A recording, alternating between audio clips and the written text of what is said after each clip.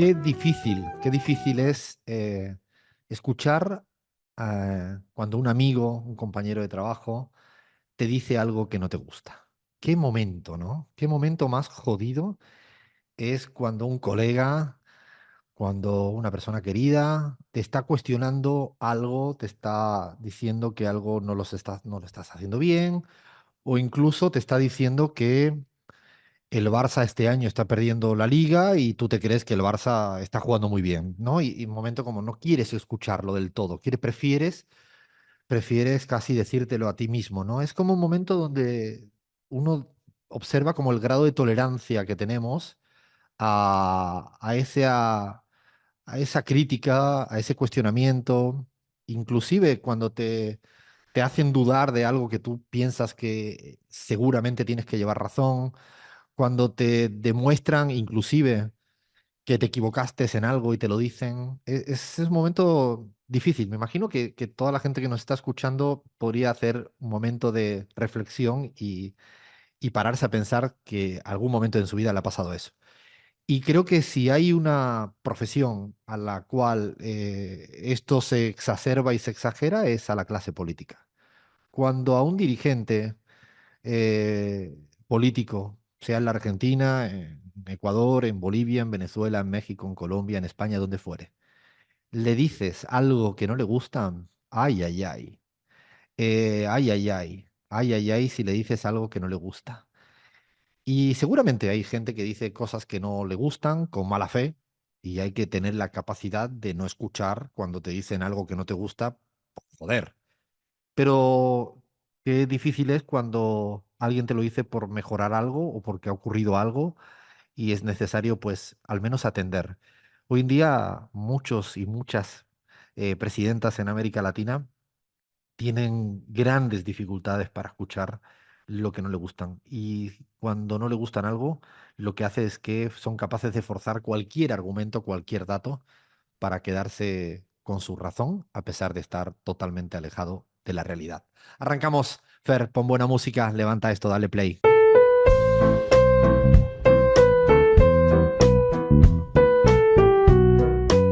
Hola, hola, hola, ay, ay, ay, esta canción me trae tantos y tantos y tantos recuerdos y creo que no necesita mucha presentación. Hoy no rebusqué demasiado, tenía ganas de irme a un clásico, al menos de mis clásicos, que es Ismael Serrano, con ese Papá Cuéntame otra vez, que me hace evocar a mis, no sé, 19 20 años y todo el tiempo escuchaba. Creo que debe ser de las pocas canciones que soy capaz de cantar completamente equivocándome poco en la letra, porque habitualmente siempre me equivoco mucho en las letras y no soy muy bueno en aprenderme las letras de las canciones. Esta es probablemente de las pocas que casi la podría recitar.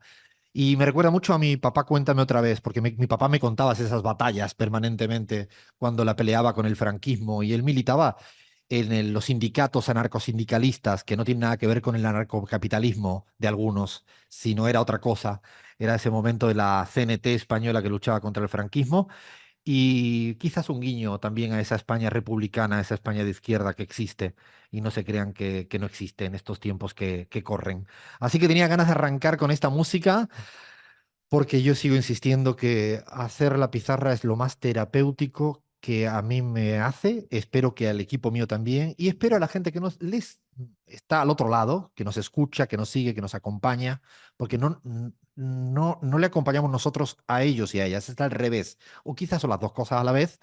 También les sirva de terapia este ratito de radio, de repaso, de idas y vueltas, de risas, de internas, de externas y todo lo que es esta travesura radial llamada La Pizarra, que cada vez que pienso que estamos en el sexto año, creo, no me lo puedo casi creer. Madre mía de mi vida, con los 6 años pizarreros, y voy a arrancar, pues como siempre, con la pregunta. Con la pregunta, yo tengo que contar todo al aire. Cuando he hecho la pregunta, en este momento en vivo, no solo tengo nervioso a mi equipo, sino es el momento donde Gabriela Montaño acaba de entrar al Zoom. O sea, en este instante hay que contar las cosas tal como son. Estamos en pleno momento de la pregunta y Gaby Montaño Alfredo, acaba... yo creo que está cantado a quién le tenés que hacer la A pregunta. Gaby, por llegar No, no le vamos a hacer esto a la Montaño. No, no le voy a dejar ni todavía ni que salude porque la pregunta va directamente esta vez para Bahía Luna? ¿Estás preparada, Bahía Luna, para la pregunta? Bahía Luna no sabe ni qué hacer. Siempre, nunca, nunca estoy preparada y siempre me cae. ¿Tú te Rápido, a das ver, cuenta que todo el mundo siempre dice lo mismo? Porque con que le pregunten 2 veces piensan que son como 200 veces. es Entonces, personal, me lo tomo así. no, a ver, voy directo, vaya, a ver. Dime si, ¿qué es lo que más te enoja, te emputa de cuando un amigo o un compañero o compañera de trabajo te dice algo? O sea, ¿qué cosa de lo que te dice un colega de trabajo o un amigo te enoja mucho? Te voy a ser sincera, Alfredo. Yo no me enojo muy seguido. No sé que no me van a creer, pero me tomo las cosas con bastante calma. Soy bastante inflexible con mis criterios, pero no llego a un nivel de enojo. Y lo digo de verdad, y esto me ha costado un trabajo importante en terapia, pero por suerte hace mucho que no digo, esto es personal, esta persona no va más. Intento ser flexible, porque si no es muy difícil el día a día. Vos lo sabés mejor que nadie, Alfredo. Está muy bien. Yo ratifico al aire de que Bahía Luna tiene un buen encaje cuando le dicen las cosas en términos laborales. Un gran encaje, con mucha deportividad y con mucha responsabilidad. Y es un piropo que le echo al aire a Bahía Luna, que creo que lo tiene merecido después de aguantarme durante no sé cuánto tiempo cada día. Así que, Leandro Álvarez, un momento de verdad, o sea, de verdad. O sea, no vayamos a terapia ahora, sí, de verdad, sí, de charla de bar. Te agarro en la esquina y te pregunto, ¿qué te molesta de un amigo, de un colega? En el ámbito laboral, decís, es la No, puede pregunta, ser ¿no? Porque no me... personal, lo que quieran, lo que quieran. Aquí hay Ah, libertad. bueno, Acuérdate que bueno, estamos en libertad. sí, sí, sí. En el ámbito personal puede llegar a ser que me moleste un poquito cuando, no sé, cuando ponele, viste, que algún amigo te dice, no, bueno, te invita a tal lado, y capaz que yo, no sé, quiero ir a la cancha y me dice, bueno, pero esto es más importante, ¿no? Eh, o me molesta mucho el amigo futbolero, no futbolero, perdón, que subestima el evento de ir a la cancha y decir, nada, puedes ir otro día a la cancha. Y Pero ¿qué no, para mí lo dices más otro importante es día? la Es ese semana. día, claro, Claro. claro. Sí, sí, sí. Flavia, Un momento, saludo a mis amigos no futboleros. por si acaso, para que no pierdas. Sí, sí, sí. Flavia, momento que te enoja de que te dice alguna amiga, un amigo, alguien del trabajo. Primero, qué lindo tema, Alfredo. Creo que me viste, me emocionó mucho, me hizo acordar unas lindas épocas también.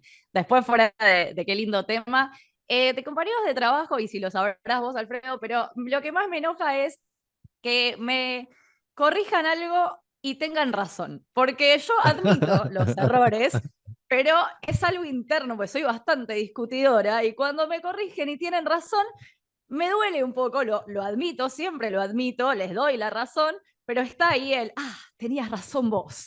Eso me da un poquito a la... Crismar Lujano, momento que te enoja de algo que te dicen. Yo concuerdo con Flavia en ese sentido porque no lo había pensado, pero ahorita que lo decías resonó completamente. Pero hay otra cosa que me molesta más con amigos, amigas que me cambian los planes a última hora. O sea, me vuelve absolutamente loca. Creo que si ya planificaste algo, o sea, hacelo o dime con mucha anticipación porque ya yo también tengo mi agenda, pues. Entonces, creo que me cambian los planes a última hora, me molesta infinitamente eso. Esto es un momento único en el mundo que una venezolana esté diciendo que le molesta que le cambien los planes. Yo creo que hay momentos en la pizarra que son realmente genuinos, únicos y que no hay ninguna cosa. O sea, cada día yo estoy en un momento de la vida en el cual, o sea, alguito conocido de Soy toda la... venezolana, pero soy Virgo, Alfredo. O sea, Pero es verdad. Ahí puede estar una buena explicación de que se impuso el Virgo a la venezolanidad. A ver, Gabriela Montaño, a ver, sincérate. Uy, o sea, es que depende si es amigo o amiga y compañero de trabajo y compañera o compañera de trabajo al mismo tiempo. Ahí no tengo ninguna duda. Yo creo que lo que más me puede enojar o doler y quizás irreversiblemente, no lo sé, es que desconfíen de mí o crean que traicioné. Es Mm. algo que me llega mucho, ¿no? Em, Y bueno, algo común cotidiano que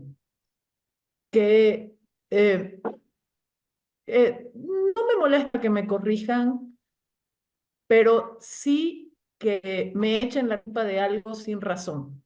O sea, eso sí me molesta. Y como estoy en el momento hoy de cariñoso, no siempre va a ser así con mi equipo de trabajo, si alguien duda de la lealtad de Gabriela Montaño, que se retire, o sea, que se vaya a donde... Pues dudar de la lealtad de Gaby, no, o sea, no, hasta ahí no, esa no se la tolero absolutamente a nadie. Y yo sí me voy a sincerar aquí. A mí lo que más me molesta, sobre todo cuando me lo dicen mis amigos, es cuando me he enojado y no quiero sentirme enojado y el amigo me dice, puta madre, te enojaste demasiado, pusiste una cara de enojo, de serio. Ay, ese momento me enoja el doble. Es como que es un momento donde me enojo el doble porque no me gusta enojarme mucho. No soy de enojarme mucho, la verdad. No, no, la gente que trabajo, sí, soy muy exigente, pero no soy de enojarme mucho. A veces me enojo y ese momento, el Guillo Glitti lo hace muy bien. Alfredo, te pasaste, ¿eh? Ya de enojo te pusiste muy serio. Y es cierto. Pero además lleva razón. Lo peor es cuando llevan razón, ¿no? Que te enojas y quieres disimular tu enojo y no lo puedes disimular, ¿no? Qué cosa, ¿no? Bueno, vamos a pedirle a nuestra audiencia, a nuestra gente que nos acompaña, que también se sinceren un ratito acá con nosotros y con nosotras. Y por cierto, además de este momento terapéutico, Fla, tenemos un programa preparado, ¿no? ¿Qué menú tenemos? Tenemos un programón, vamos rápido, Alfred, para darle lugar a la tanda, pero tenemos un picadito con Uruguay y las elecciones en Cataluña, que por supuesto vas a analizar vos. Una previa a las elecciones en República Dominicana. Nos metemos full Bolivia con Gaby Montaño, que es necesario, y volvemos a Argentina para hablar de los precios y si Milei miente o no. Para terminar y no hacer enojar a Alfredo, regiones independentistas o lugares independentistas en América Latina. Ay, Dios mío, esa parte me da mucho miedo. Esa última fase va a ser complicada. Lo sé, va a ser complicada porque se van a Hay abrir. algo con lo que no estoy de acuerdo, Fla. En Bolivia no me van a dejar sola ni loca. O sea, no es Gabriela Montaño Sí, la aquí. O vamos se a. meten a la piscina Yo no Te lo o canjeo pienso, por las regiones independentistas. Si vos o hablas del sea, movimiento Campo, no, y ahora mismito Chris acaba de poner en el chat también que canjea por Dominicana. O sea, cada uno se está queriendo evitar hablar. No, no se lo pierdan, va a estar buenísimo todo. Arrancamos con la pizarra.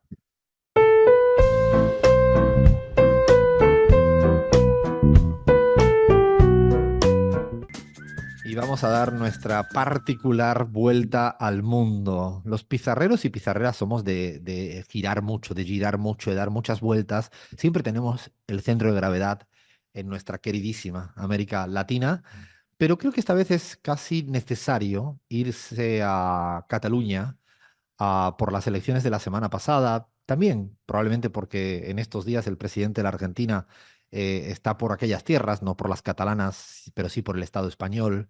A lo mejor le tiene que explicar qué es eso del Estado español y por qué a veces no decimos España. Es un debatito que hay en los lugares que creemos que son estados plurinacionales, como Bolivia, por ejemplo. Y queríamos hablar de las elecciones catalanas como un guiño también a lo que viene pasando en Europa. Eh, y la semana pasada hubo elecciones el domingo pasado y ahí Fla y yo vamos a hacer un ping-pong. Fla, antes del programa, minutos antes de arrancar, me ha dicho Alfredo, no sé ni cómo se pronuncia el ganador de las elecciones. O sea, eso ha sido... entonces, Fla, tú puedes decir las dos maneras de pronunciarla. Yo voy haciendo una suerte de traducción. ¿Sabes? Cuando hay gente que traduce con las manos para los signos, hay gente que le pone... Yo puedo hacer traducción. ¿Quién ha sido el verdadero ganador de las elecciones catalanas?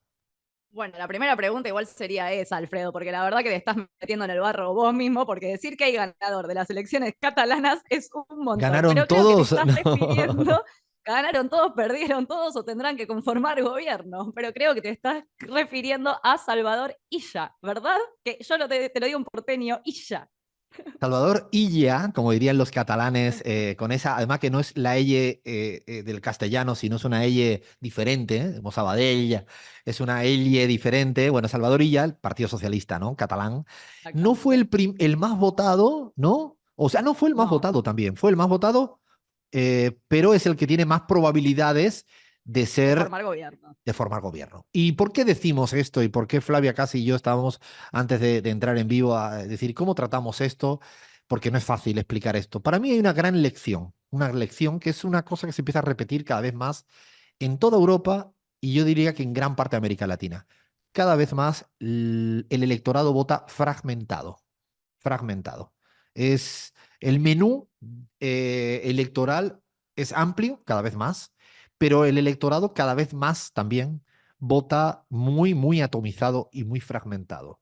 Y por lo tanto, cada vez más es difícil conformar gobierno en los lugares que son estrictamente parlamentaristas, donde el Parlamento elige el presidente en función de los votos, pero inclusive los que son presidencialistas y no alcanzan en primera vuelta por la fragmentación, también tenemos luego unos enigmas de lo que va a ocurrir en segunda vuelta porque no sabemos quién se asocia con quién. Véase Chile cuando ganó Boric, véase Ecuador, véase Colombia, véase inclusive la Argentina y véase muchos ejemplos, Perú, véanse muchos ejemplos. Esto lo digo porque para mí no nos tenemos que cada día más sorprender.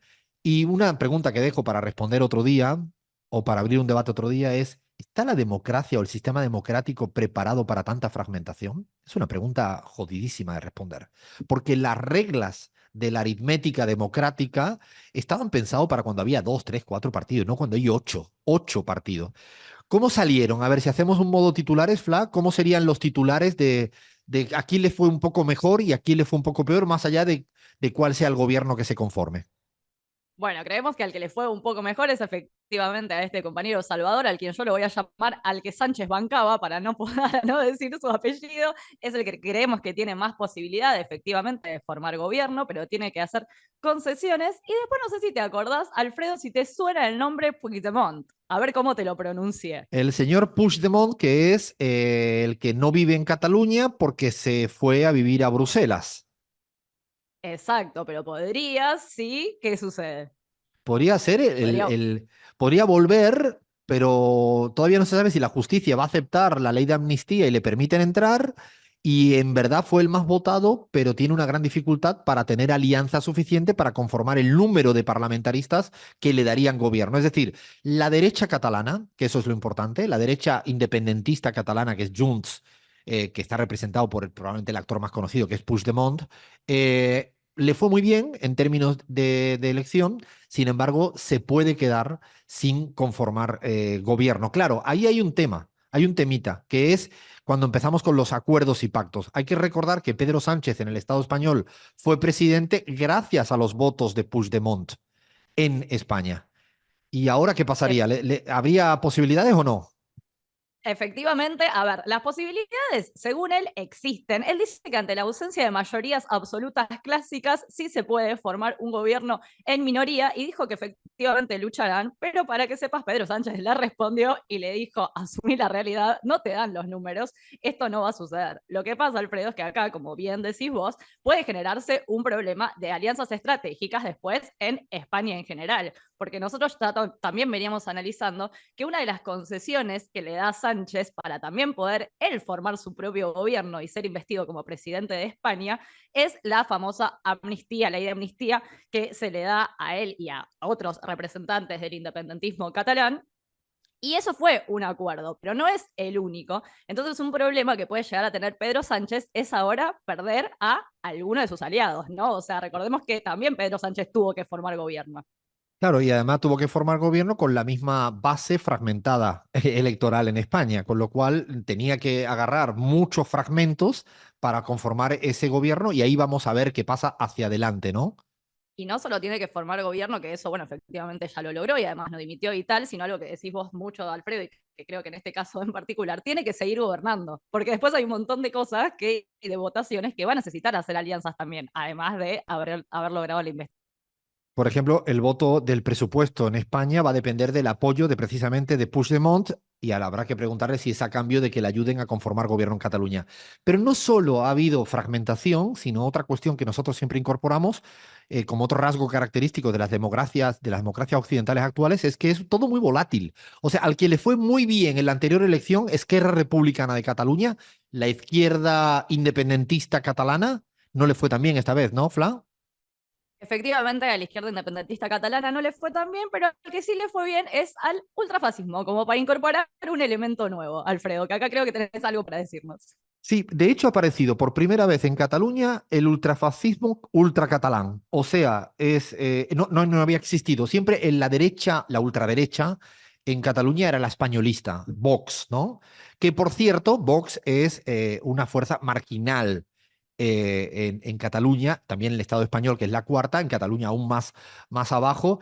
Lo que es cierto es que a la derecha española no le fue tan mal porque desapareció un partido que se llamaba Ciudadanos. Para el que no conozca la política española, lo interesante es repensar que una persona que iba a ser, casi para todos los analistas, presidente de España, se llamaba Albert Rivera, y una señora que creía todo el mundo que iba a ser presidenta de Cataluña, Inés Arrimadas, hace 3 4 años todos los titulares eran ellos van a ser. Hoy en día han sacado 0 diputados, tanto en España como en Cataluña. Lo digo para no precipitarse en los que creen que se construyen hegemonías en 5 meses. Esto es más difícil sostenerse en el tiempo, pero es cierto que a la derecha catalana y a la derecha española no le ha ido mal. A los amigos de Podemos o Sumar, ¿cómo le fue? Más o menos, ¿no? Podríamos decir que más o menos, pero podríamos decir que continuará, porque nuevamente con esto de que hay que formar gobierno en España, tenemos que ver cómo termina el panorama final. A nivel votos no le fue muy bien, efectivamente, pero yo te lo dejo, Alfredo, en continuará. O sea, entonces la conclusión que para cerrar sacamos de las elecciones en Cataluña es que si no ha entendido usted nada, va por buen camino, porque es lo que estamos intentando explicar. De que es difícil cuando las democracias occidentales se atomizan tanto y son tan volátiles en el tiempo.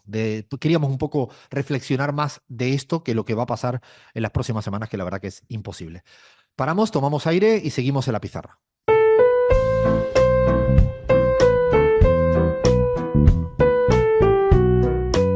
Seguimos dando nuestra particular y singular vuelta al mundo. Ahora en un ratito vamos con los mini especiales que tenemos elecciones de República Dominicana mañana. Vamos a hablar de Bolivia, que era lo prometido, y también un poco de cómo nos está mintiendo Milei en materia de precios e inflación. Eh, pero antes quería irme al Perú, ahí a un país que si antes hablábamos de fragmentación, atomización, de volatilidad del sistema político y caótico es el caso peruano. Esta semana yo diría que hay 2 titulares, Bahía, que van casi por pistas, parecieran diferentes, pero es parte de lo mismo, ¿no?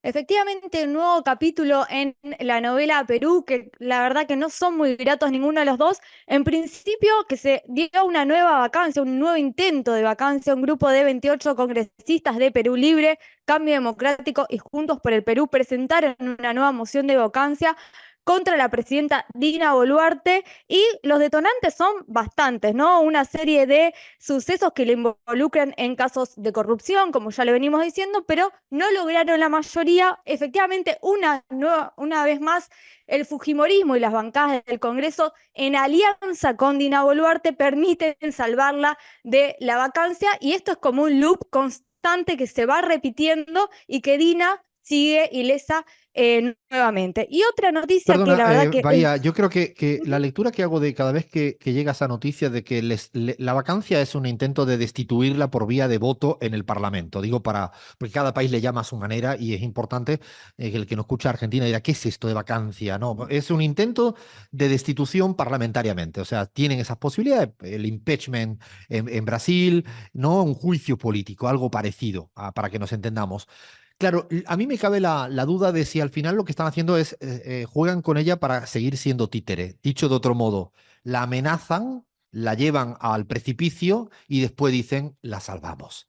O sea, ¿quién la salva? El fujimorismo para seguir sosteniendo un poco el control del el Ejecutivo a pesar de haber sido derrotado electoralmente. Lo digo porque ese es el maquiavelismo que está viendo detrás de este tipo de vacancia. Uno se puede perder en que si la noticia dijo, si se quedó con un reloj de un... Me importa un carajo eso. Lo que más me importa es como cuando te alejas, es ver que esto empieza a ser una constante. Y claro, la llevan, la chantajean, la salvan y a partir de ahí siguen haciendo pingües negocio los poderes económicos, siguen llevando el Fujimorismo fujimorismo gobernando, insistimos, gobernando sin haber ganado las elecciones. Esto para mí es como algo que yo no dejo de pensar en esto. Gaby, ¿no? Me imagino que cuando ves el Perú tan cerca y que conoces, es algo que abruma en esta manera de que al final no importa el resultado electoral. Pareciera que es más importante estas prácticas, ¿no?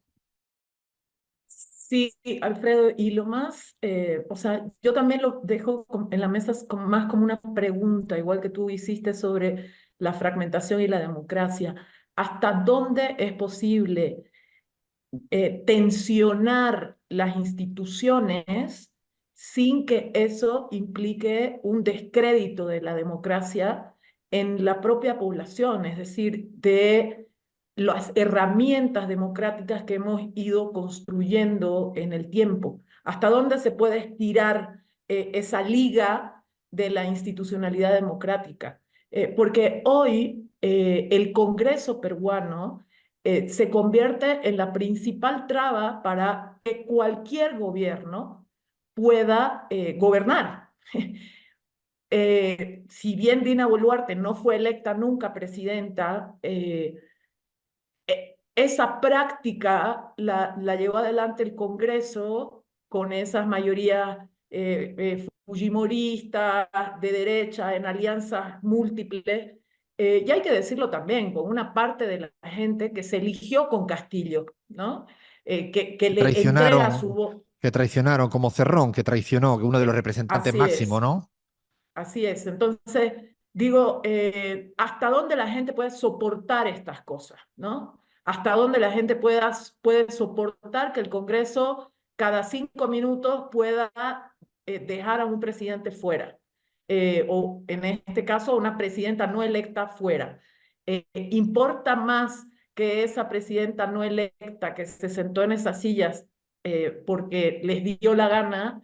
Es más importante que ella, que se habla de un reloj, de no sé qué hechos, a que hayan habido tanta gente muerta en el Perú en hechos de violencia estatal, ¿no? Parece muy lejos aquel momento en el que se mató gente, se asesinó gente desde la violencia estatal en el Perú y prácticamente no se habla de eso, pero existió, ¿no? Dale, me parece. Y había otra noticia distópica, ¿no? Digo distópica por no llamarle de otra manera, ¿no, Bahía? Muy distópica y lamentable es volver al medioevo prácticamente porque Dina Boluarte firmó esta semana un decreto que clasifica a las personas trans como enfermos mentales. Esto viene también legitimado por el Ministerio de Salud de Perú, lo cual también es muy preocupante y también tiene que ver con lo que hablaban antes, ¿no? Una presidenta que sigue siendo funcional a un sector político que no ganó por las urnas, que no lo votó a nadie, pero que gobierna un país. La verdad que cuando escucho este tipo de aberraciones en el siglo XXI, dice mucho, mucho, mucho, mucho. Y es verdad que se le cuestionó mucho a Castillo, y seguramente con mucha razón, por lo poco que estaban entendiendo el fenómeno del feminismo, pero cuando escucho este tipo de cosas con Dina Boluarte y con el viejo fujimorismo, ay, dan ganas de cualquier cosa. Y por cierto, no queremos dejar de decir de que seguimos condenando el genocidio. O sea, seguimos condenando el genocidio, que no para. No para. Sudáfrica ha levantado otra vez la voz, a ver si por favor dejen ya, dejen ya. Y no sabemos cómo decirle que dejen ya. Es una, no sé, casi una súplica, una súplica. Paramos y ahora nos vamos a Bolivia porque lo prometido es deuda.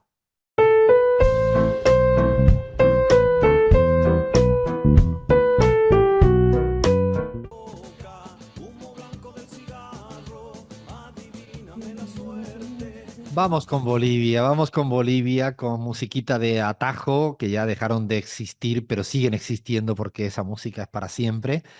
Y habíamos prometido hacía varias semanas que teníamos ganas de comentar, analizar, radiografiar el complejo escenario político boliviano.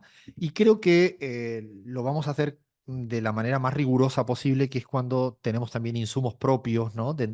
Gracias a la última encuesta de CELAC Data sobre Bolivia que hemos ido publicando a cuentagotas durante esta semana y iremos sacando alguna otra cosa más, nos permite la encuesta número 12 que hemos hecho como CELAC Data en Bolivia desde hace ya 5 años, nos permite, además de tener datos frescos para explicar cosas complejas, tener perspectiva, porque tenemos tendencias de cosas que se vienen repitiendo, ¿no? De caídas y subidas que se permanecen en el tiempo. Es la ventaja de cuando hace un trabajo uno sistemático durante mucho tiempo. Y como siempre decimos, las encuestas son un insumo más para entender las realidades. No sustituyen el resto de análisis, ni dicen toda la verdad ni toda la mentira. Es un insumo. Es un insumo que aporta para el debate, para la complejización. Estoy cada día más cansado de tomarse cualquier tipo de herramienta como unos un dogma de fe y otros como para tirarlo a la basura. Yo creo que hay que ser un poco más serios y responsables para abordar este tipo de cuestiones, ¿no? De hecho, me río porque con Gaby, con Gabriela Montaño, con Gaby esta semana, hemos tenido que estar prácticamente casi desmintiendo lo que la lámina decía. O sea, nosotros sacamos un dato, imagínense, ¿no? Voy a poner un ejemplo casi ridículo, ¿no? Por ejemplo, yo saco aquí que Flavia Fiorio se va a presentar a las elecciones legislativas intermedias, esto es una primicia, ¿no? En las elecciones intermedias próximas en la Argentina, y yo ahora acabo de decir que Flavia Fiorio, por ejemplo, tiene una imagen positiva del 7%, ¿no? Entonces sale un titular diciendo, Flavia Fiorio no es la persona que más imagen positiva tiene con posibilidades reales de ganar en la Argentina, todavía tiene un 7, o sea, espérense que siga creciendo. Bueno, esto mismo ha sido muy divertido, yo me lo tomo ya un poco casi de broma, porque es imposible, ¿no? Cuando alguien quiere leer a su manera torticeramente, ¿no? Y fuerza el dato. Nos ha pasado y ahora vamos a intentar con un ratito de charla con Gaby, que de toda la encuesta, aprovechando el momento político complicado de Bolivia, ¿cuáles serían tus conclusiones de una encuesta que además destacamos que es presencial? Es una encuesta muy grande, de 2.000 casos, y además que tiene el componente rural y urbano muy bien cubierto. ¿Cuáles serían tus conclusiones con los datos que bien conoces? Bueno, la primera es que estamos en una situación en la que la gente está teniendo una imagen muy negativa de la gran mayoría de la institucionalidad boliviana.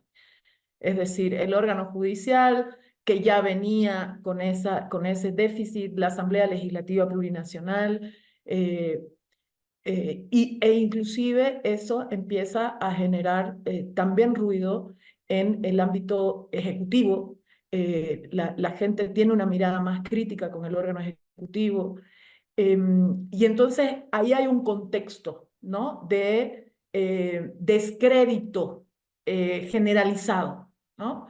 La gente, pero además en la encuesta nos muestra, a pesar de todo eso, Alfredo, a mí me maravilla que el pueblo boliviano tiene ideológica y políticamente una posición muy clara a favor de un Estado presente, un Estado que administre los recursos estratégicos del pueblo boliviano, no los privados, sino el Estado, que aquella apoyo social que debe hacer el Estado con las personas de menores ingresos debe estar presente, lo respalda total y claramente. Entonces no termina de cuajar esos discursos que nos hablan de individualismo, de no solidaridad, de que el Estado es inútil para administrar las cosas, etc. Eso en Bolivia no ha cuajado. Pues fíjate que me dejas como una suerte de titular, es más una crisis de credibilidad en en las instituciones, mucho más que una crisis ideológica.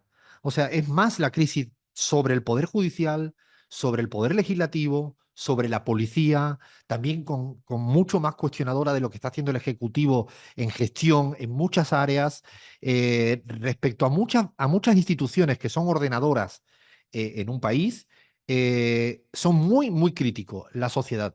Inclusive, ¿no? Había una pregunta que es, ¿usted cree que la clase política vive en su burbuja? Sí. O sea, mayoritariamente te está diciendo, casi tres cuartas partes de la ciudadanía te dice, sí, esta gente se preocupan de lo suyo y no de lo nuestro. Pero a pesar de toda esa crisis institucional y de credibilidad, es fantástico lo que estás planteando porque ideológicamente en aspectos muy fuertes como es el rol del Estado en las ayudas sociales, en la justicia social, ahí por ahora, siempre es un por ahora, siempre es por ahora, la gran mayoría de la población boliviana es muy afín a lo que pregonó tanto tiempo la revolución democrática y cultural del MAS. ¿No? Eso es interesante, yo diría, para diferenciar lo uno de lo otro. ¿Qué más te sacarías de jugo de ese estudio que hemos hecho? Siguiendo con la línea que tú decías, como la gente siente que los políticos o la clase política se está preocupando por cosas, por otras cosas, no las que a ellos y a ellas les preocupa cotidianamente, las preocupaciones de la gente pasan por temas como precios, temas como salud, temas como escasez. Salarios, Y empleo, entonces ¿no? salarios, etcétera. Entonces, la gente está preocupándose por esas cosas más concretas, cotidianas que vive todos los días, que las tensiones que se ven en el MAS, las tensiones que se ven en la oposición o donde sea, ¿no? Además, la gente cree que las salidas siempre son, las mejores salidas siempre son democráticas, ¿no? Eso es Eh, interesante. eh, A pesar de que no hay credibilidad en las instituciones y que hay una cotidianidad que la gente está preocupada con el día a día en materia económica, fundamentalmente en materia económica, también en salud, pero fundamentalmente en materia económica, no quieren salidas golpistas, ¿no? Y eso es muy interesante cuando le hicimos la pregunta sobre la oposición, ¿no? Así es, le preguntamos a la gente si creía que la oposición aceptaría un resultado negativo para ella, la oposición actual, y la gente mayoritariamente cree que cuando los resultados no les gustan a esas oposiciones de derecha, son tendientes a provocar violencia. Eso te muestra que hay una experiencia acumulada del 2019 que no se le ha borrado de la mente a la gente también, ¿no?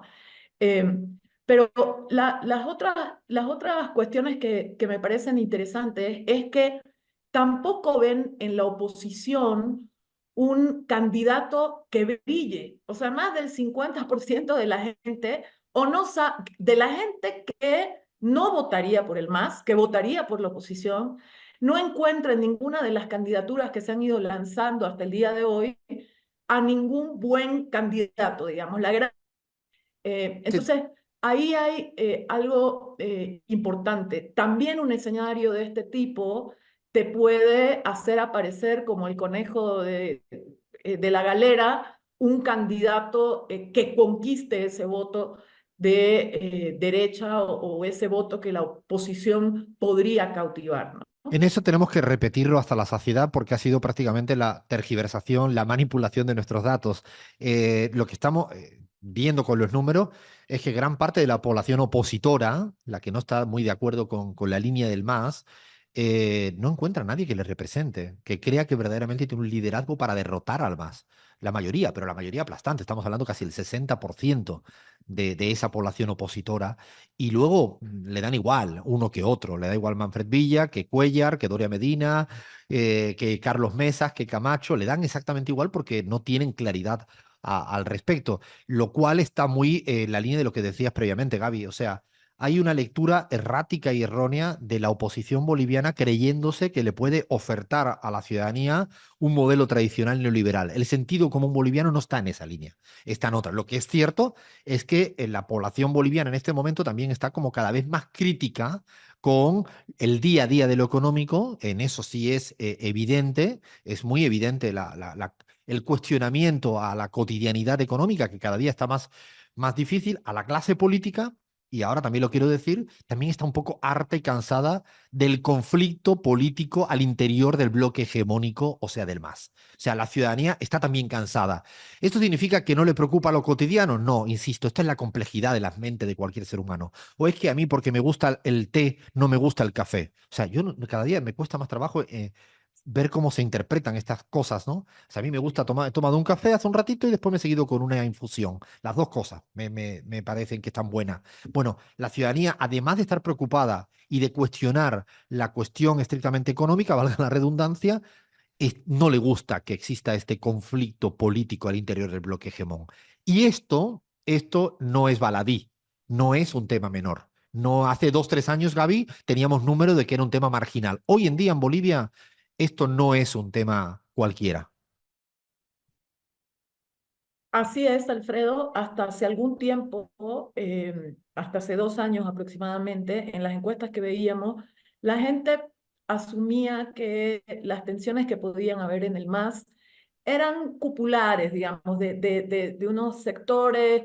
Lo veían casi como normal que existan tensiones internas. En cualquier partido político existen tensiones internas. Hoy ya no. Eso bajó a los niveles de la sociedad, de la gente en general. Sí le preocupa.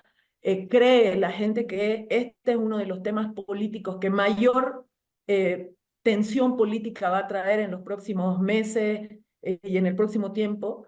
Y por lo tanto le pone una atención en lo político al tema de la interna del MAS mayor que cualquier otro tema político. Y, perdona, Gaby, pero además sospecho, por los números que tenemos y no hemos publicado, pero hemos podido mirar en lupa, es que ya no solo la división está en esa cúpula del Exacto. partido, sino que si a la sociedad tú le preguntas por la imagen positiva de Luis Arce, el presidente, y de Evo Morales, o si le preguntas si el modelo económico de Luis Arce y el de Evo Morales son distintos entre sí, si le preguntas a quién votaría de los dos en el caso de que los dos fueran candidatos, empieza a haber una ciudadanía cada vez más dividida también respecto a lo que ocurre arriba. O sea, ya ha caído aguas abajo y hoy en día no sé si será irreversible, esto no lo podemos a día de hoy, porque luego las coyunturas electorales ordenan o desordenan, pero lo que es cierto es que ya empezamos a vislumbrar que no solo es una división arriba, sino es en toda la sociedad en general, ¿no? Sí, y claro, hay una pregunta que seguramente cualquiera que nos escucha se estará haciendo, es el MAS va a poder sostener en el tiempo hasta las elecciones del 2025, cómo se va a desplegar la tensión interna en el MAS, etcétera, etcétera. Bueno, nosotros no hacemos futurología desde CELAC Data, pero lo que sí podemos decir a día de hoy es que nadie puede creer que tiene garantizado un éxito electoral. Entonces, es complejo. Y la otra cosa que me llama la atención en la encuesta, Alfredo, que nos ha llamado, creo, a ambos la atención y a todo el equipo, es que hay una parte de la sociedad que está a la espera, ¿no? No se pronuncia tan claramente por ninguna opción, ni en contra del MAS, ni a favor del MAS, etcétera. Es como está expectante de lo que vaya a suceder, prefiere mantener todavía cierta distancia. Es cierto que estamos a 1 año de las elecciones todavía, más de 1 año. La gente está en sus propias cosas y en sus preocupaciones, pero a diferencia de lo que nos ha pasado en otras encuestas, esa quedarse a la expectativa es un síntoma también, ¿no? Yo de hecho, en este aspecto sí me parece importante, de que hay un cierto grado de incertidumbre guión desconcierto, porque la situación económica empieza a ser difícil y porque el bloque hegemónico está bastante desordenado. Y a lo mejor esto está provocando que hemos encontrado una gran parte de la ciudadanía que en muchas preguntas que hacemos es más ambigua, no tiene claridad, prefiere no responder mayoritario, y por eso lo destacamos, como dice la Gaby, en comparación con las 11 encuestas anteriores. Hemos llegado a un punto donde el valor de la gente que no sabe muy bien qué responder es porque precisamente yo creo que está en un alto grado de desconcierto propio de la situación política. Para cerrar, yo quiero dejar encima de la mesa claridad de que si bien el MAS sigue siendo el bloque hegemónico, lo que es cierto es que no está pasando por su mejor momento en términos de afinidad de la ciudadanía en general. O sea, sostiene un núcleo duro importante que es intensamente, en términos cualitativos, fundamental en política, pero hoy en día no es el más de esa mayoría aplastante. ¿Qué va a pasar pasado mañana? No lo sabemos. Quien lo sepa, bueno, me lo envíe por escrito, que a mí me alivia bastante si ya lo sabe definitivamente. Yo no tengo ni idea. Pero lo que sí sé es que en este momento no está pasando por el mejor momento. Inclusive la gestión del Ejecutivo tampoco pasa por su mejor momento, fundamentalmente en materia económica, y la imagen positiva del actual gobierno y de sus ministros tampoco pasa por su mejor momento. Y quiero dejar claro esto. Ahora, esto significa que esté todo perdido, ni mucho menos, porque si uno mira el arco opositor, pareciera que casi nadie tampoco pasa por su mejor momento. Por eso hablamos mucho de esta mirada un poquito más despegada de la cuestión estrictamente partidaria, más allá de tener nuestro corazoncito donde lo tenemos y con claridad ideológica al respecto. Gaby, para cerrar, igual que he dejado mi conclusión, ¿qué quisieras dejar? Pareciera que la gente en términos políticos e ideológicos está más firme y clara con sus convicciones y que la clase política no le está aportando claridad a la gente, le está aportando incertidumbre. Probablemente en términos políticos e ideológicos la gente esté mejor que lo que esté la clase política. Lo dejamos acá, lo cual no significa que vayamos a dejar de hablar de Bolivia. Hoy no hemos querido entrar en el laberinto leguleyo de justicia y de internas, sino queríamos más repasar esta Bolivia en su encrucijada política. Hacemos tanda, paramos y viene República Dominicana, Milei, La Yapa. Hora fantástica de la pizarra todavía por delante. Seguimos.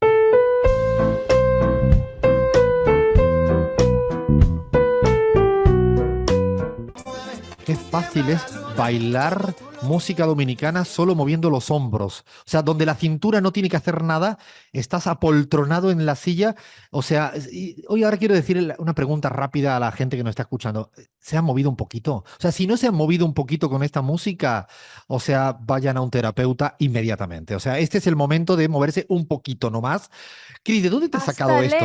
Hasta ¿Dónde? Lean se movió. Hasta Lean se ha movido, hasta la gata de Obligado, Lean. obligado a bailar porque, bueno, era demasiado contagioso. Sí, ¿Dónde te totalmente. sacaste esta música, Cris? Mira, Alfredo, yo escuchándoles que se han quejado del frío en Argentina, decidí que iba a traer un poquito de calor caribeño. Y la verdad es que qué mejor que un merengue, escuchen cómo se llama, merengue perico ripiao, así es el estilo de merengue, uno de los ¿Cómo se ritmos más llama eso? Perico representativos. ripiado. ¿Perico es lo mismo que en Perico, Venezuela, el huevo revuelto? No. No vamos a entrar en detalles, Alfredo, pero se llama merengue Ah, me voy a callar, por si acaso. perico ripiado. Es el estilo particular de la canción que acabamos de escuchar de El Farolito de Juan Luis Guerra, también uno de los artistas dominicanos, bueno, yo creo que el más conocido en el mundo, Muy querido también. amado y adorado, por supuesto. A mí, Y ¿sabes por sí, qué yo me jodía coincido Juan Luis contigo. Guerra? Porque me parece que es muy alto, ¿no? Mide como 2 metros, creo. Es muy, muy alto. Y yo Ah, claro, decía, es al único que podés mirar escúchame, de Gaby, frente. no, no es O por sea, no eso, es lo tenés que porque... mirar hacia No, abajo como a nosotros, Gaby, simples mortales, digamos. no te sientas ofendida, Gaby, ¿no? Yo iba por otra ruta. No, lo que quería decir es que, claro, yo siempre tenía la excusa de no bailar bien nada de esta música por ser alto. Híjole, y te sale un tipo de 2 metros y baila mejor que nadie. O sea, patinazo de Baila, Alfredo, canta. No tienes canta excusa, todo. Alfredo, no tienes... Yo, Ay, o sea, estoy más para un programa de una sección de música en este momento, porque el puñal que me he metido de merengue, bachata, dembow, todos los ritmos dominicanos habidos y por haber, para elegir esta canción, ha sido una decisión muy, muy difícil, pero característica para lo que vamos a hablar de política, porque, bueno, se vienen las elecciones, Alfredo, mañana, mañana hay elecciones República... en la República Dominicana. A ver, vamos contando un poco porque seguramente no es un país de los que más tratamos, pero queremos ir explicándole para que le interese realmente la política internacional. Para mí hay siempre una pregunta muy básica, que son lo que, primero, hay primera vuelta, segunda vuelta, ¿con cuánto se gana? Eso para mí es fundamental. El voto es obligatorio, el voto no es obligatorio. Esas son las cosas que uno se va orientando cuando va abordando una coyuntura electoral de un país que a lo mejor no conoce tanto. Sí, bueno, lo habíamos comentado la semana pasada, lo volvemos a repasar un poquito para quienes no siguen la política dominicana y efectivamente el sistema electoral dominicano contempla una segunda vuelta en caso de que pues no se llegue a la victoria en la primera, es decir, que ninguno de los candidatos pues alcance ese 50+1 del total de los votos, ¿no? Así que en el caso de estas elecciones en particular, bueno, de haber una segunda vuelta se llevaría a cabo el próximo 30 de junio, es decir, en un mes y poquito más, un mes y medio, a partir de mañana 19 de mayo, cuando se celebra la primera vuelta. El voto no es obligatorio, Alfredo, Y en este sentido, bueno, habría que ver, ¿no? El tema de la participación que realmente ha oscilado fuertemente en los últimos procesos electorales porque además las últimas elecciones presidenciales ocurrieron en medio de la pandemia,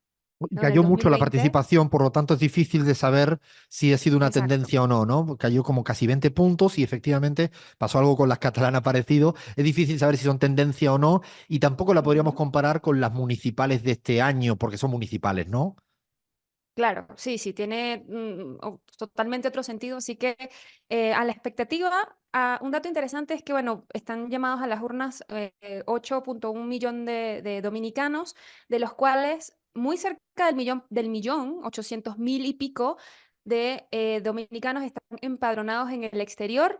Y en este sentido, el voto en Puerto Rico va a ser bastante clave, va a tener un peso importante porque acoge a casi el 10% de los dominicanos Ah, no expatriados. sabía, Así no que sabía la se relación tan fuerte que hay con concentra Puerto Rico, bastante. no sabía o sea, es casi una circunscripción electoral la que hay en el exterior. Estamos hablando de un porcentaje altísimo que, como pasa en Ujú. muchos otros lugares, es definitivo. ¿Cuál sería el mapa electoral? Hay muchos candidatos, pero fundamentalmente hay tres que creo que ordenan relativamente fácilmente, claramente la política dominicana, ¿no? Sí, porque de hecho son los únicos que han participado en el único debate electoral que, por cierto, históricamente pues nunca había habido uno y este año por primera vez es histórico, sobre todo porque, bueno, se presenta en este debate pues el presidente en ejercicio, que es uno de los candidatos, Luis Abinader, del Partido Revolucionario Moderno. Todos los candidatos tienen como dupla electoral a mujeres, ¿no? Porque también se elige a vicepresidente o vicepresidenta en este caso en estas elecciones generales. Y bueno, Luis Abinader Alfredo se presenta para esta Este es el reelección. facho, ¿no? Bueno, está alineado, Ramalazos, digamos, ramalazos, con, ¿no? o sea, durante su mandato se alineó como Claro, a la no derecha antes, ¿no? No regional. antes. La verdad es que, bueno, sí y no. La cuestión es que viene de un partido bastante histórico. De hecho, le siguió un poco los pasos a su papá porque su papá fue ex senador, fue ministro de Hacienda durante un gobierno y también fue 3 veces candidato presidencial del partido, uno de los partidos históricos de República Dominicana, el Partido de Liberación Dominicana. Entonces, bueno, en este sentido, digamos que es difícil encuadrar ideológicamente a alguno de estos candidatos porque tienen muchas similitudes. De hecho, algunas de las críticas que se les realizó, ¿no? Que se escuchó más comúnmente después del debate es que todos tenían argumentos bastante similares. Había dificultades en diferenciar pues, los proyectos políticos que cada uno estaban presentando. De eso vamos a hablar un poquito más adelante, pero bueno, Luis Abinader es uno de los candidatos, o es el más joven de hecho, y es el único mandatario dominicano que ha nacido, o bueno, que nació después de la caída de la dictadura de Rafael Leónidas Trujillo, que no es poco porque, bueno, marca también bastante claramente pues el historial político de República Dominicana. Él, antes de ser presidente, pues sí tiene historia política, digamos, pero realmente pues es un empresario, ¿no? Del turismo, del cemento, era gerente general del grupo Avicor, que es el consorcio empresarial conformado por su familia, y que incluye una empresa inmobiliaria de construcción que está centrada especialmente en cuestiones de la industria del turismo, una fábrica de cemento y también una universidad privada. Un dato curioso también es que es propietario de varias sociedades offshore, según aparece en pues, los papeles de Pandora. Así que tiene, digamos, rabo de paja en algunas cuestiones importantes. Digamos que si buscamos en la ruta del dinero, ahí podríamos encontrar bastante de Luis Y Abinader. es Es el el favorito, funcionario. ¿no? Es el favorito, ¿no? Según dicen todas las encuestas, ¿no, Cris? Exactamente, Alfredo es el favorito, pero también es el favorito, creo que a la luz de los otros candidatos, ¿no? Si vemos quiénes son los otros candidatos, bueno, quizás se podría entender por qué pues Abinader podría ser reelegido en esta elección, en algunas cuestiones que le han salpicado, por ejemplo, al expresidente Leonel Fernández, quien es el otro el segundo, digamos, ¿no? Un En esta histórico, ¿no? carrera. Presidente no sé cuántas veces, ¿no? Yo creo que quien no conozca a Leonel Fernández, pues no conoce nada de República Dominicana, porque yo creo que esa es una de las, ¿no? Como Venezuela Chávez o Kirchner en Argentina, es difícil Claro, es no como sí, poner el mucho pin allí. tiempo. Exactamente, sí, fue presidente de República Dominicana en 3 periodos, del 96 al 2000, del 2004 al 2008 y del 2008 al 2012. En este último periodo impulsó una importante reforma constitucional que modificó la Carta Magna de 1966. Y bueno, es obviamente una de las personalidades políticas más conocidas del paisaje dominicano. Hoy Él se encabeza. alineó mucho con el progresismo regional del momento. Leonel Fernández era un clásico cuando hubo esa gran ola progresista de izquierda en la región, era un clásico. Y lo que es cierto es que se escindió en el partido, se pelearon, una más. O sea, digo, para que cuando uno crea que en el país donde está escuchando se rompe un partido en dos, no, pasó desde el PRI hasta Morena, pasando por PRD o en Dominicana, precisamente él crea un partido nuevo porque se sale o con una confrontación interna muy fuerte de su viejo partido histórico y hoy en día está ahí alejado, ¿no? De las posibilidades de ganar Leonel Fernández, ¿no? Creo que se llama Frente del Pueblo, algo así, ¿no? Sí, Fuerza del Pueblo lo fundó Perdón, en eso. 2010, sí, lo fundó en 2019, justo después de perder las primarias del PLD en octubre de ese mismo año.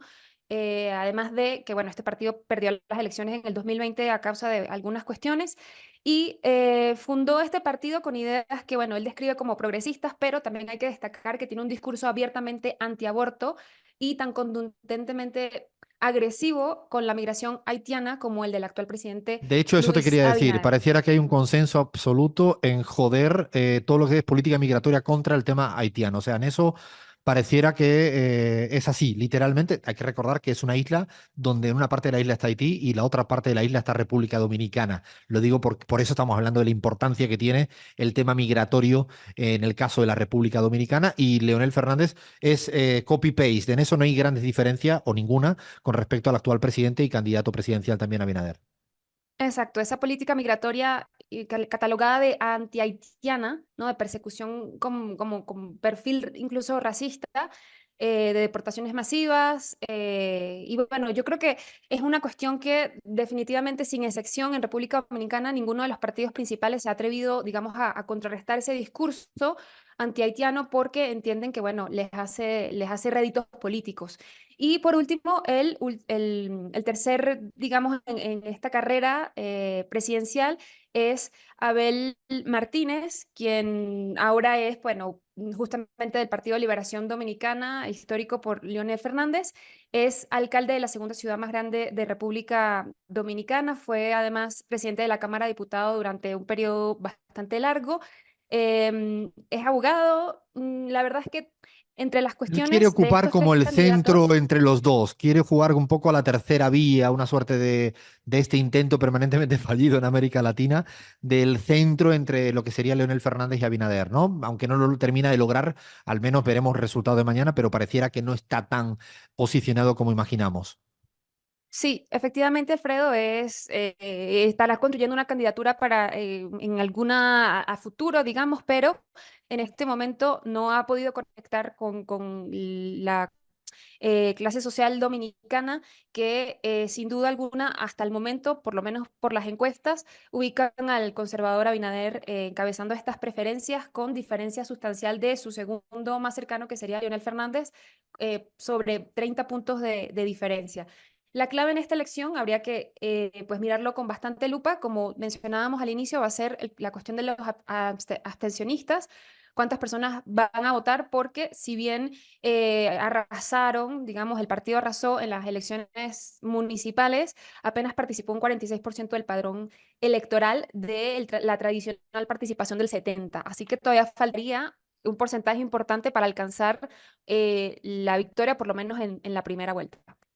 Veremos, pero las encuestas dicen que podría incluso ganar, eso como dice Chris, en primera vuelta. La diferencia es muy holgada, pero además hay un previo que fue en las elecciones municipales que sacó casi un 47%, si lo pudiéramos proyectar a nivel de voto nacional, muy aplastantemente el actual gobierno oficialista, ¿no? La propuesta oficialista. Mañana seremos, como siempre decimos, mucho más inteligentes todas y todos y veremos los resultados y seguramente la semana próxima pues haremos una lectura de estas consecuencias que tiene también para la región y para Centroamérica. Paramos y ahora sí, de un lugar no tan conocido para nosotros y nosotros nos vamos a otro que sí. Milei miente ahora en segundos en la pizarra.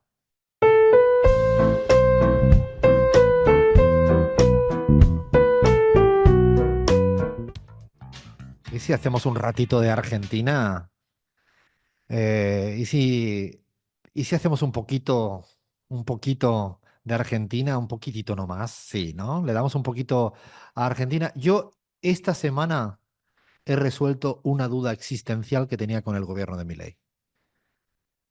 Sí, sí. Yo tenía una duda, a veces soy ingenuo, y es si había en el combo incapacidad y mentira, yo pensaba que había una disputa, me refiero cuán incapaz es este gobierno y cuán mentiroso es este gobierno.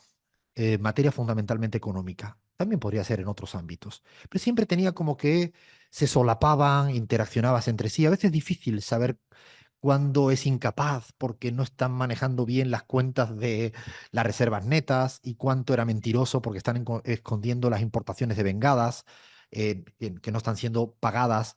Pero esta semana he resuelto mi duda. Sin lugar a dudas, sin lugar a dudas, este gobierno del señor Milei miente.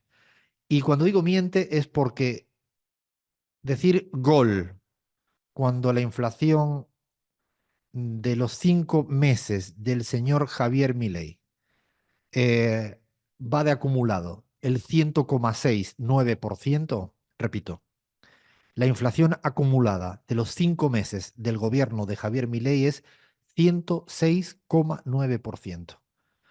Porque olvidarse de la inflación del mes anterior u olvidarse del mes anterior o del anterior es presuponer que la sociedad argentina nació en el último mes.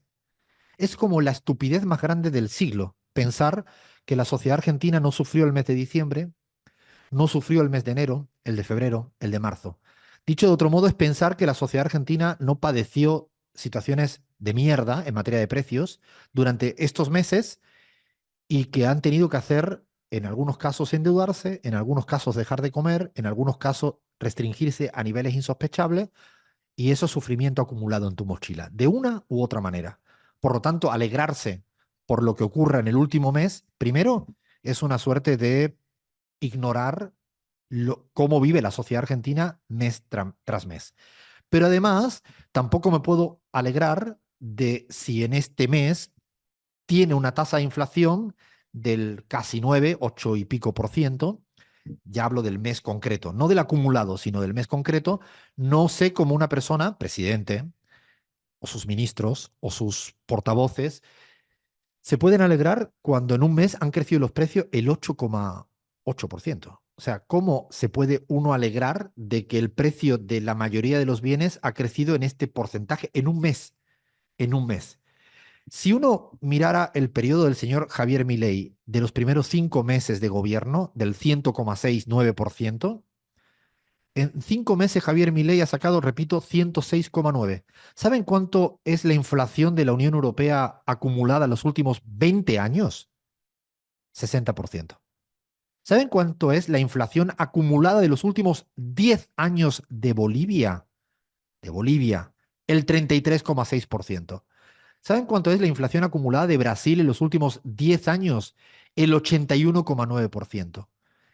De Chile en los últimos 20 años, el 100,2%. En México en los últimos 10 años, el 55%. Puedo aburrir y aburrir. También puedo comparar las cifras de los 5 meses de Milei con los 5 meses últimos, los 5 primeros meses del gobierno de Cristina o los 5 primeros meses del gobierno de Alberto Fernández. Y efectivamente, tanto en un caso como en otro, Javier Milei, desgraciadamente, bate todos los récords negativos en la Argentina. Si comparamos 5 meses con 5 meses. Si Javier Milei le echa la culpa a los de antes, como viene un poco pregonando en esta semana para explicar el dato de la inflación, entonces yo le diría que es incapaz de resolver los problemas en el presente. Porque cuando yo voy a algún amigo y le digo que toda la culpa es de antes y no puedo resolver nada, lo mejor es que me aparte porque no soy capaz de resolver nada en el presente. O sea, tiene un límite el echarle la culpa siempre a los de atrás. Tiene un límite tremendo de siempre responsabilizar a los gobiernos anteriores. Es una discusión, seguramente el gobierno anterior y el anterior y el anterior y el anterior tienen, tienen una cuota explicativa de la inflación permanente en la Argentina, sin lugar a duda. Pero insistimos, no es comparable los datos de ningunos 5 meses, de ningún gobierno, de ningún ministro de Economía con lo que ha hecho el señor Javier Milei en esto. ¿Y por qué digo que miente? Es porque lo que no estoy dispuesto a tolerar de ninguna de las maneras, y eso sí quiero ser muy vehemente y taxativo en este tema, lo que no estoy dispuesto a tolerar es decir que la inflación está bajando. No, de ninguna manera está bajando. No hay deflación en la Argentina. O sea, no existe la deflación en la Argentina.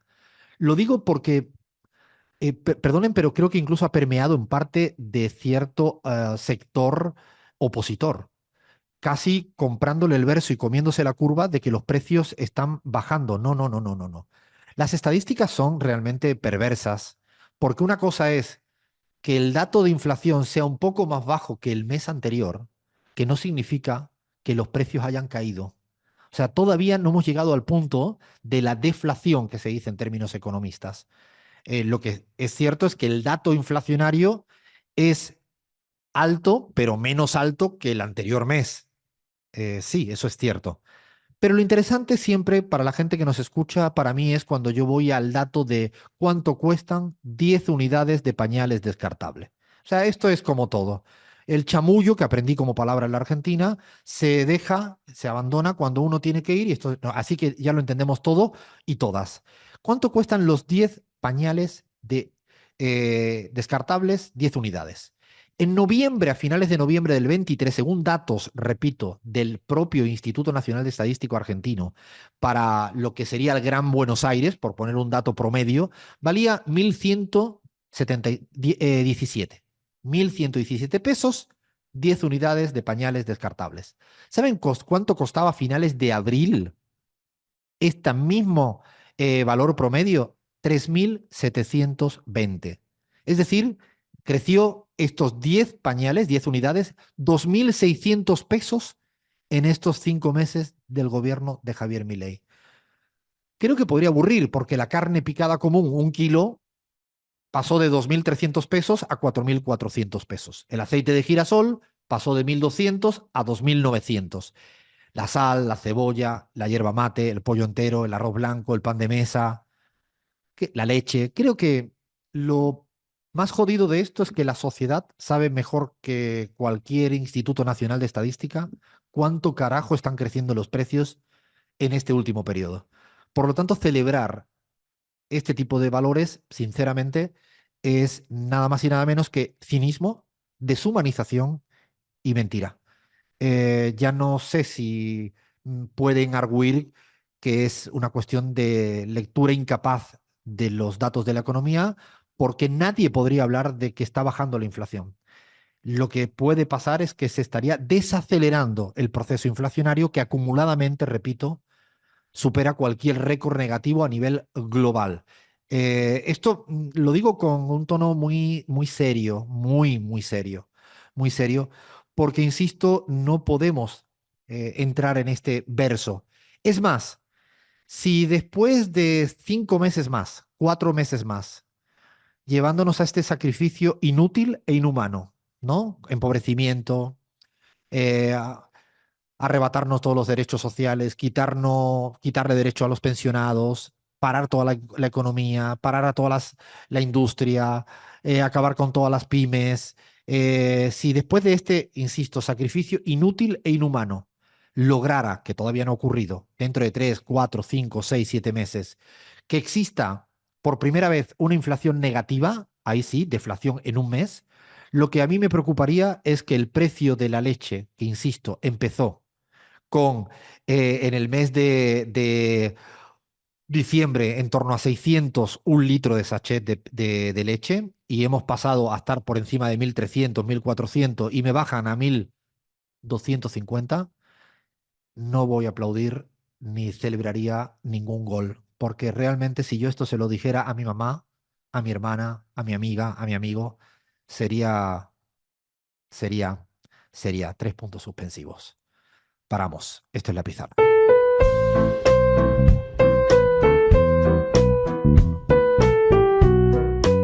Ahora estoy seguro que Guille Olietti, que nos estará escuchando, a quien le mando un beso fortísimo, estará diciendo: Alfredo, te pusiste otra vez muy serio, ¿eh? Esta vez no te salió una sonrisa ni para atrás. Y ahora me enojaría porque dije: ¿y por qué no lo dije con una sonrisa? Y porque no me salió una sonrisa cuando estoy pensando en la ladera de la gente. A veces no me salen las sonrisas. Pero ahora sí, ahora me voy a relajar un ratito, porque esta es la esquizofrenia pizarrera, ¿no? Es el trastorno multipolar que tenemos, que podemos pasar de ponernos tan serios y serias cuando estábamos hablando hoy con la Gaby de Bolivia. Y ahora vamos a hablar también de Bolivia, seguramente, o de Argentina, o de Colombia, o de Ecuador, o de no sé qué. Y ahora nos vamos a reír un poquito. Aunque no prometo que vayamos a saldar fácilmente las internas. Es un momento donde se abre de par en par en esta yapa, chapa, napa, lo que sea, ñapa, lo que sea, el aumentito que le damos en la pizarra. Flavia se ha puesto a investigar esta semana. Si ustedes la observan con un poco de ojeras, es solo porque no ha parado de investigar en esta semana, llamando a uno, a otra. Se va a meter en todos los conflictos. O sea, a partir de ahora, Flavia ya no puede ni visitar Ecuador, ni visitar Bolivia, ni visitar Colombia. O sea, ella misma se ha metido en unos quilombos porque te tienes que posicionar, Flavia. Aquí no va solo a explicar las cosas, sino es que el momento de los independentismos, los regionalismos, es un temita que podríamos tratarlo muy serio, pero es un temita que también lo podemos tratar un poco más relajado. A ver, ¿qué has encontrado en tu investigación de esta semana, Fla? Bueno, lo primero que tengo para decirte es que de Colombia no tengo nada para decir, así No que me Colombia digas, no me seguiré digas. visitando porque no quise Ah, no te has meterme, querido meterte, no te has querido meter en ese fregado.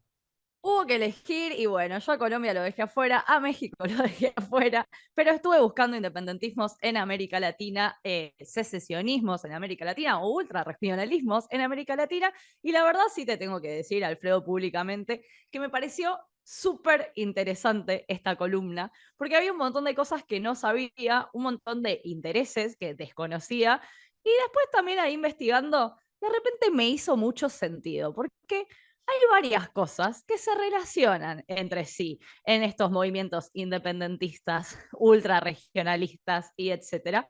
Así que estuve hablando con todos y me voy a meter con cada uno de sus países. Así que, Cris, vamos a Venezuela, Gaby, vamos a Bolivia, vaya, Lean, vamos a hablar de Argentina.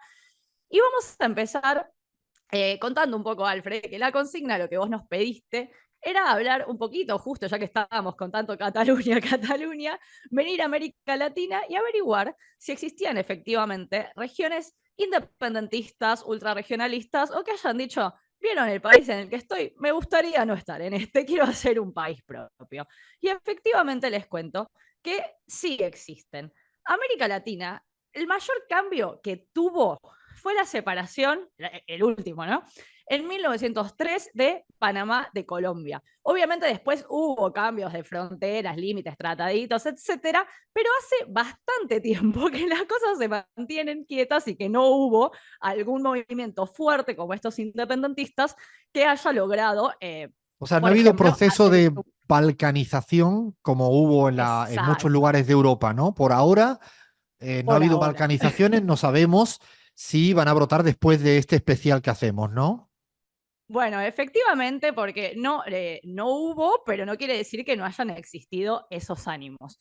Sí encontramos en la región lugares que tienen ánimos independentistas y algo que estuve viendo, Alfred, y que lo pueden quizás confirmar quienes están acá en la columna conmigo, es que estas regiones por lo general son regiones ricas en recursos, que recursos en América Latina muchas veces quiere decir petróleo y gas, suelen estar varias, no voy a decir que todas, pero sí varias, en contra de gobiernos populares que les ponen algunos límites o topes.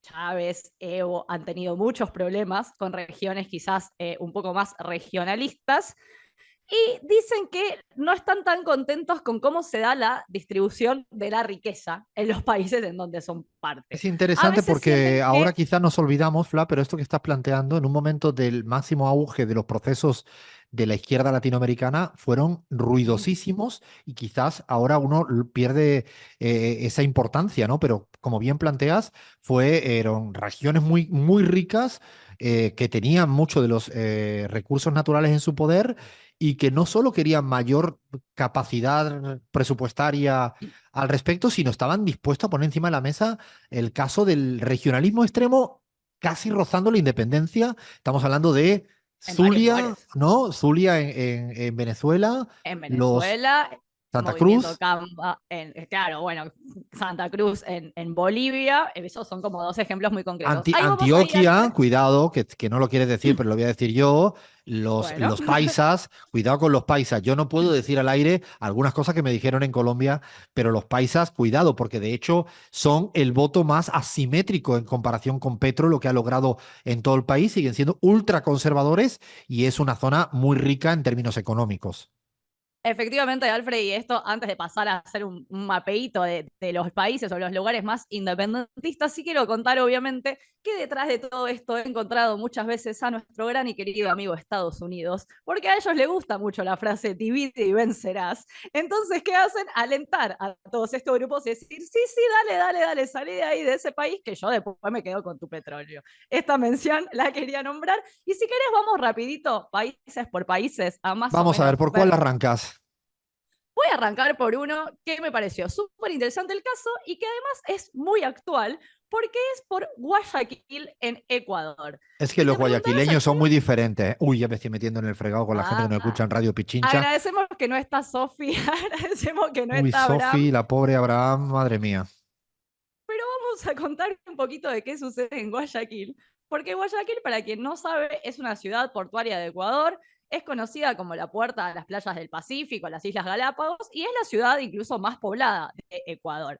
Tiene un centro económico muy importante, tiene recursos culturales y financieros muy importantes en este lugar.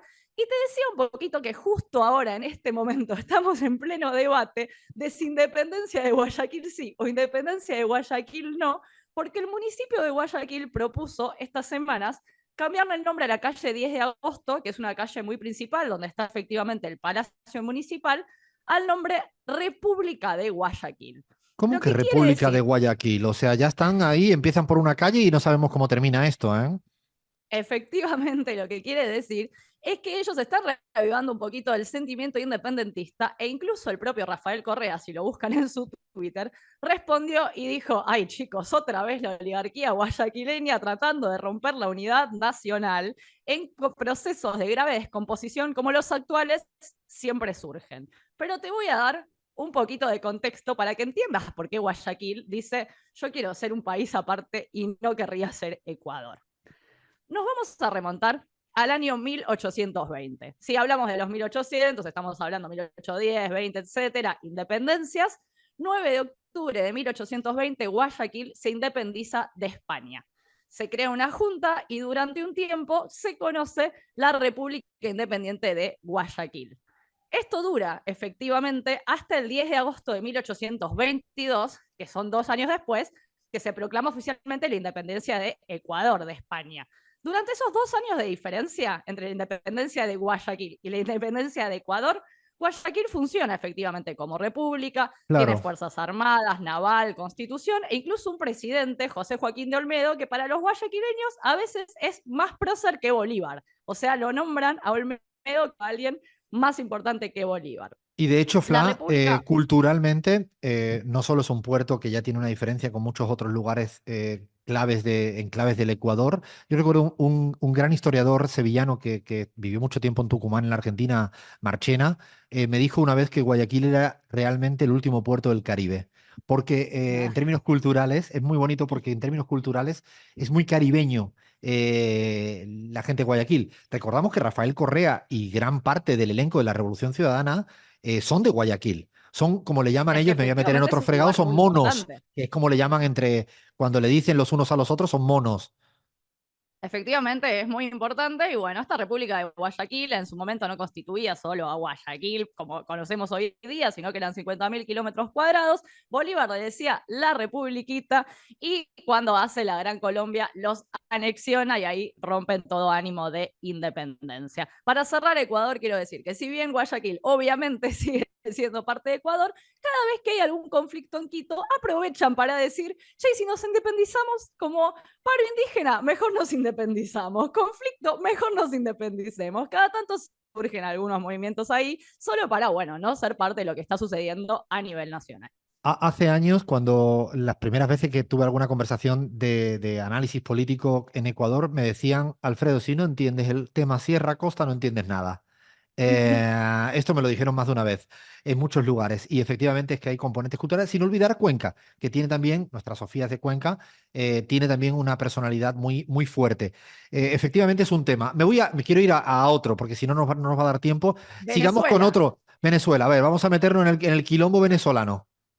Nos metemos en el quilombo venezolano, también nos metemos en un quilombo petrolero, porque vamos a hablar de Zulia, porque yo esto lo titulé Venezuela, el Zulia petrolero. Para ser rapidito, Zulia es uno de los 23 estados que existen en la República Bolivariana de Venezuela, la capital es Maracaibo y es la segunda ciudad más poblada del país.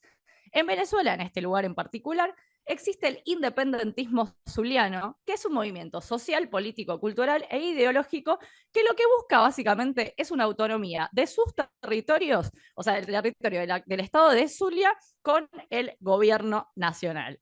¿Qué pasa? Tienen distintos grupos políticos, por ejemplo, Rumbo Propio, que es un movimiento autonomista zuliano, que propugnan algunos principios que cuando te pones a investigar decís, claro, por supuesto que quieren estar en contra del gobierno nacional, porque son opositores al chavismo, a la revolución bolivariana y hasta fueron acusados en su momento por traición a la patria. Ellos han dicho que si Venezuela va al socialismo, Zulia debe ir hacia el libre mercado. Y te quiero dar un datito para cerrar cuestión Venezuela, que es que Zulia aporta el 80% del petróleo extraído de Venezuela. Entonces, por supuesto que tiene bastante sentido que Es un se quieran datazo, independizar. es un datazo fundamental. Yo te pregunto, Es Cris, un directamente, espera, quiero preguntarle, ¿son muy distintas la gente de Zulia? O sea, en términos culturales, porque es una parte, a mí me importa tanto lo político, porque está súper vinculado, imbricado a la cuestión cultural, la identidad. ¿Hay identidad de Zulia, zuliana, si es que cabe el término? Sí, Alfredo, muy marcada. De hecho, yo creo que es la segunda. Es más, yo creo que en Venezuela hay distintas opiniones sobre qué significa ser caraqueño, ¿no? En la capital u otras regiones, pero el Zulia, especialmente Maracaibo, que es la capital de este estado, de hecho, los maracuchos crean un Esa poco es de la discordia palabra. porque sí tienen elementos culturales diferenciadores, un acervo muy interesante en la forma en cómo hablan, en la forma como se expresan, también sí son bien regionalistas, por ejemplo, el tema de la música, pero creo que también coincidimos, hay un dicho, que lo tengo que decir, dicen que Maracaibo es la sucursal del cielo y en Caracas decimos que claro que es la sucursal del cielo porque Caracas es el cielo Ah, mismo. ya Así que arrancó esto, ya arrancó esto. eh, ¿Algún caraqueño, caraqueña, por favor, al aire? O sea, aquí aquí somos ya. caraqueños, aquí No, ya somos sé, ya caraqueños. sé, ya sé, ya sé. Por eso es que le Entonces, está hablando la Cris. cuestión, Se ha puesto Azulia. O sea, Crismar Lujano acaba de ahora mismito no los empezar. odiamos, no No, los menos odiamos. mal. Creo que más que lo regional, creo que coincidimos bastante los zulianos, los maracuchos, con el resto del país en que creo que somos más nacionalistas en decir, están orgullosos de decir somos venezolanos y venezolanas, que solamente decir, pues somos solamente de Maracaibo. Pero ciertamente dentro del territorio nacional hay esa pugna, digamos. Yo soy muy a favor de Zulia por la cerveza Zulia. O sea, en este momento me acabo de posicionar por la cerveza Zulia, que para mí es un referente por encima de otras. O sea, aquí cada uno tiene una afinidad, Flavia. O sea, no me vaya a ver. acá te- cada cual. Yo Cada lo que cual, te cada digo, cual. Vamos a Bolivia también, nos vamos a meter en otro. O sea, cuidado vamos que a Gaby. Bolivia y Ay, acá Dios mío. Ay, Dios. voy a contar una inferencia. ¿Por qué tengo que contar la inferencia? Yo podría hablar de un montón de cosas que analicé, que me puse a estudiar del No, no, movimiento no quiero boliviano, más ya política, no pero quiero más escúchame, política. de los Cambas, de los Collas, me puse a estudiar que expulsaron a un embajador de Estados Unidos todo, pero hay algo que realmente sí me hice una pregunta, que existe el concepto Camba y el concepto Colla muy marcado en Bolivia, y me preguntaba un poco cómo es esta identidad cultural que hay acá y si es tan marcada la diferencia entre las regiones, efectivamente. Yo estuve leyendo, dicen que la oligarquía está en determinado lugar, pero acá yo me la voy a meter en el charco, perdón, y se lo quiero preguntar a Gaby Montaño.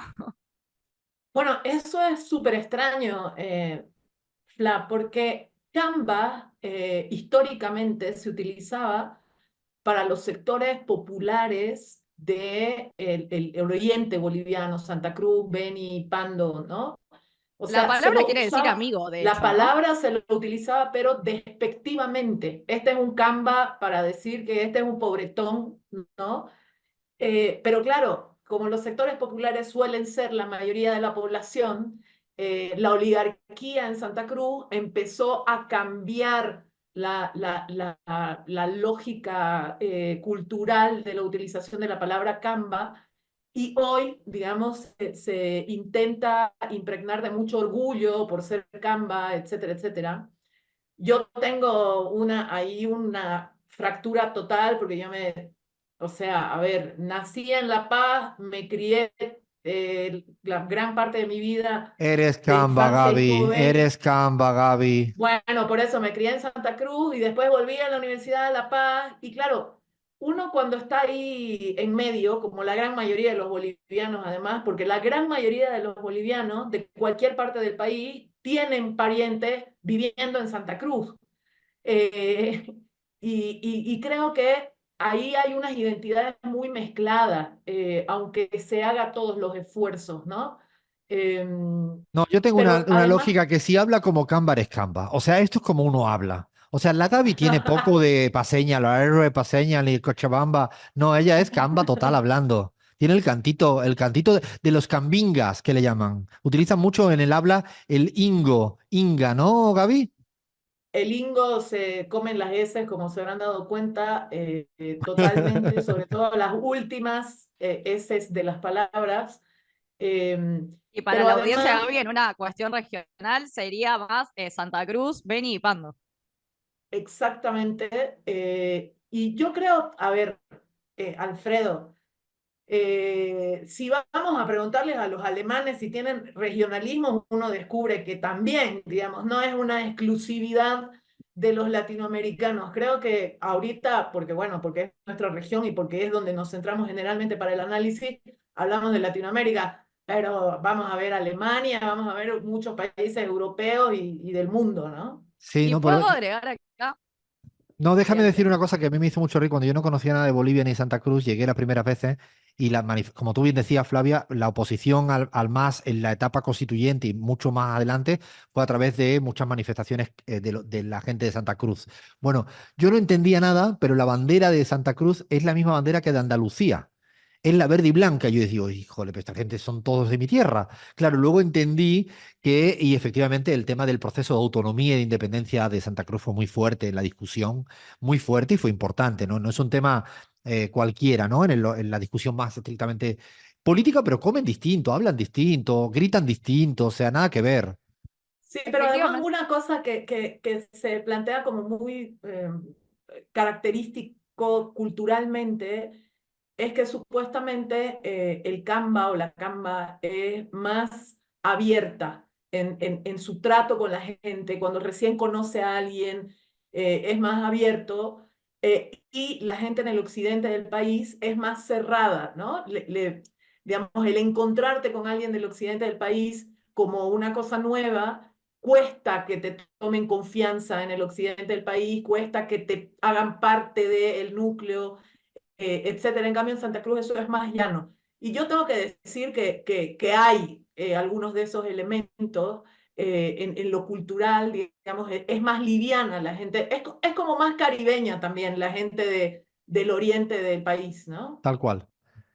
Y te voy a decir esto en titular, Alfred, porque hay mucha investigación detrás. Yo creo que hasta podemos hacer parte 2 de esta columna. Parece que sí, Pero en ¿eh? titular te quiero decir que también pasa, y esto me parece muy importante para nombrar, que acá estuvimos hablando de el país, cómo se divide el país y los movimientos y las diferencias que hay a veces entre oriente, norte, sur, etcétera. Pero yo encontré un caso particular, que en este caso me voy a mi país, que es Argentina, que es divisiones entre una misma provincia. Porque dentro No, de una no, no, misma no, no, provincia, Flavia, no. No, o sea, vamos a hacer efectivamente, división dentro la de la división. división de la Yo división. ya sé a quién le has consultado tú. ¿A quién le he consultado yo? Por supuesto, a nuestro queridísimo Río Cuartense, Guillermo Glietti, que para los que no son de Argentina, Río Cuarto es una parte de Córdoba, no es la capital, de hecho, cordobesa.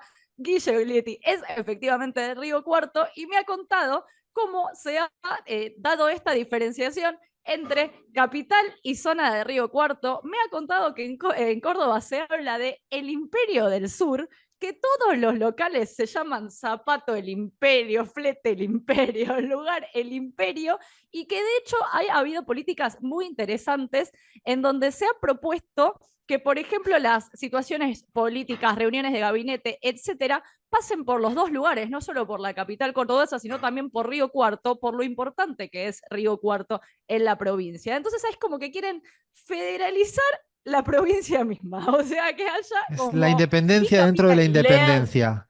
lean, y La Plata, no pasa nada con La Plata, me está preocupando. Cuidado, se genera una No, interna aquí. Pero a la ver, Bahía es. Yo sé, a yo ver, sé, yo sé. quiero saber, No, quiero hacer pero una yo no, pregunta. Te estoy viendo la carita, Lean. Quiero hacer una pregunta no rápida quisiera al bloque argentino, rápidamente. A ver, Bahía, ¿tú te sientes fuertemente regionalista o no tanto? Rápido, a ver. qué pregunta difícil. Federalista, Argentina, de todas las regiones. Ok, esta ha No, sido ahora no, mismo ya está para canciller. O yo voy sea, de con momento, todos. Pero si ok. te ponen La Plata, entre La Plata y cualquier otro lugar del mundo, ¿qué escoges? Bueno, pero así es muy difícil. La plata, pero en definitiva no es que soy sectaria de un lugar. No, O no, sea, no vamos tengo a hablar. no tengo esa mentalidad. Lean, creo que voy a tocar un tema delicado porque este es A porteño ver. céntrico. Lean, ¿tú cómo lo ves esto? Yo soy totalmente independentista de el AMBA, totalmente. O sea, no, del área, no puede ser, el área metropolitana de Buenos Aires. O sea, Sí, sí, hay que crear una nueva provincia que se llame AMBA y que, bueno, y que ahí sí yo creo que el peronismo tendría chances de ganar la ciudad autónoma de Buenos Aires. Les tiro una idea. ay, ay, ay, pues está bien. Ahí tú cómo va, Fla. Y yo para cerrar, después de todo lo que dije y todo, no me voy a declarar de ninguno de los bandos, pero sí voy a decir que efectivamente Dios está en todas partes, pero atiende en Buenos Aires. Yo sabía que íbamos a acabar así. La que se ha abierto, Dios mío, me faltan 3 minutos, 5 minutos de programa y nos hemos metido en un. Bueno, dejamos segunda Bueno, parte yo abierta, ¿no? para comparar con esa frasecita de Fla, te voy a decir una frasecita en Santa Cruz. El Canva nace donde quiere. Ah, claro, ya estamos. Ya te Mirá, digo, como la de esto es Chabela como de todo. México. Esto es como todo. Si le damos un vinito a cada uno, a cada una, van a aflorar realmente las pasiones regionalistas. Quedan pendientes seguramente el sur de México, que tiene una fuerte impronta, también el norte, que a veces lo olvidamos. Falta Medellín, Antioquia. Yo quiero hablar un poco del nacionalismo andaluz, porque, a verlo, haylo. Así que dejamos segunda parte para la próxima semana. Creo que amerita seguir entrando en esta grieta regionalista. Seguimos en la pizarra.